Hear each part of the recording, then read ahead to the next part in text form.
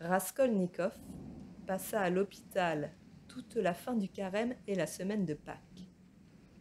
En revenant à la santé, il se rappela les songes qu'il avait faits pendant qu'il était couché, en proie à la fièvre et au délire.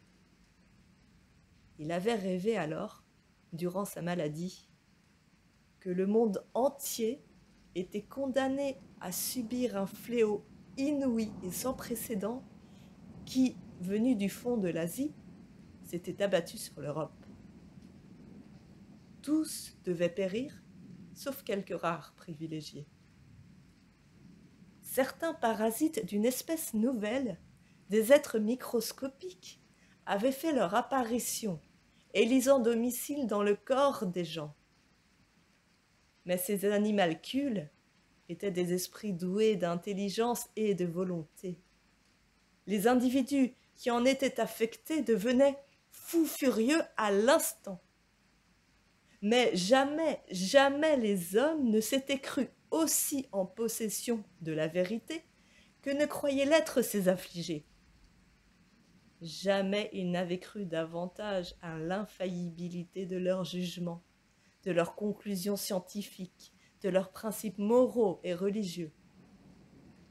Des villages entiers, des villes et des nations entières étaient contaminés et perdaient la raison. Tous étaient dans les transes et ne se comprenaient plus les uns les autres. Chacun croyait posséder seul la vérité et discerner ce qui était le bien ou le mal. On ne savait qui condamner, qui absoudre.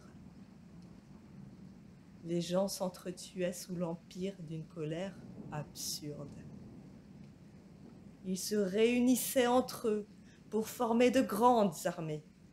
Mais dès qu'elles entraient en contact, la discorde éclatait dans les rangs.